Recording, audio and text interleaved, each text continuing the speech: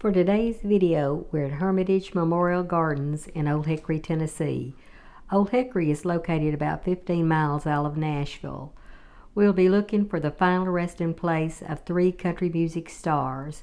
We'll be looking for Joe Diffie, Ernest, and Justin Tubb. The cemetery is rather large, so we may be in for a lot of walking today. So we'll head first over to the funeral home to see if they can help us with locations on the 3. And I do remember them saying that Joe Diffie is in a mausoleum, and I noticed a couple of them just as we come in the entranceway. So let's head over to the funeral home.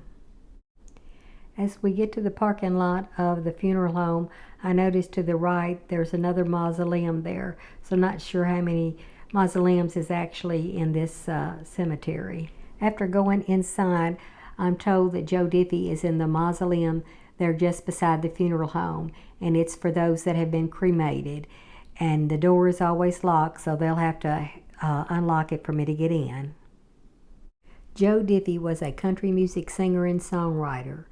Joe was born in Oklahoma. During his high school days, Joe played in several sports, including golf. Joe went to college, and it was said he was taking classes for entrance to medical school. But if you're a country music fan, you guessed it, he changed his career field. I apologize for all the reflections coming in from the windows and the door, as well as the glass case and everything, but maybe I can turn my video where you can get a glimpse of it at a better angle. Joe worked at different jobs while trying to start his singing and songwriting career. Joe would move to Nashville to try to achieve this, and he would start working a day job at Gibson's Guitar. Joe was known to have co-wrote songs for people such as Tim McGraw, and Joe also recorded with people such as George Jones and Marty Stewart. Joe was a member of the Grand Ole Opry for over 20 years. He was also inducted into the Oklahoma Hall of Fame. He won a Grammy as well as a CMA award, and in 1990, Cashbox magazine named him Male Vocalist of the Year. In this case, you'll also notice there is what appears to be a golfing glove as well as shirt, and there's also a letter that says Dad on it, which is from one of his children. In 2020, Joe Diffie would die at the age of 61. He would die from COVID complications. And now we'll head on over to the next 2 grave sites, which they tell me at the funeral home is side by side. Now we're heading to the one and only Texas Troubadour gravesite, better known as Ernest Tubb. Ernest was born in Texas, and of course you probably already guessed that from his nickname.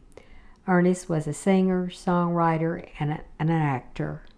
Ernest Tubb had a very distinguished voice, and this would come about after having a tonsillectomy.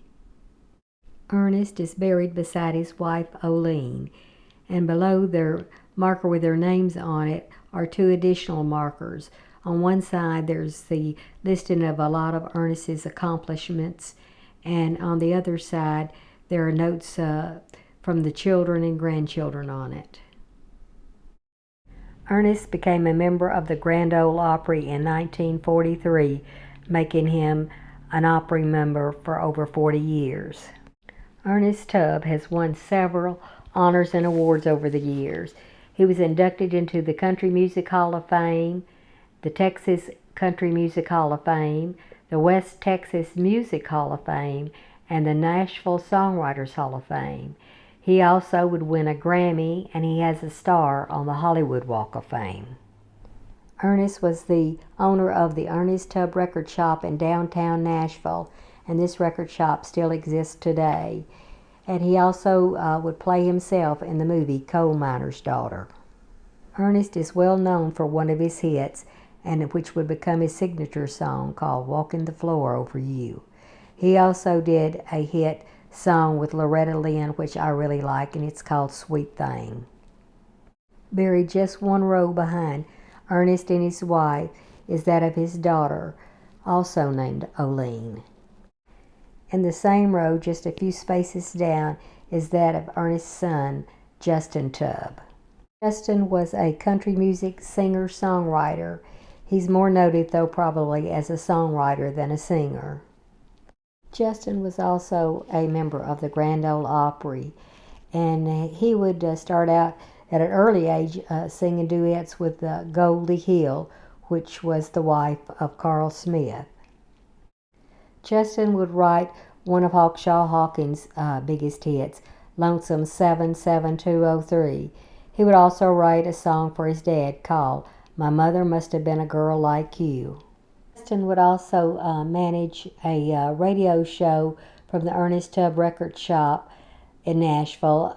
It was called the Midnight Jamboree, and this was a radio show which his dad was the host of for many years.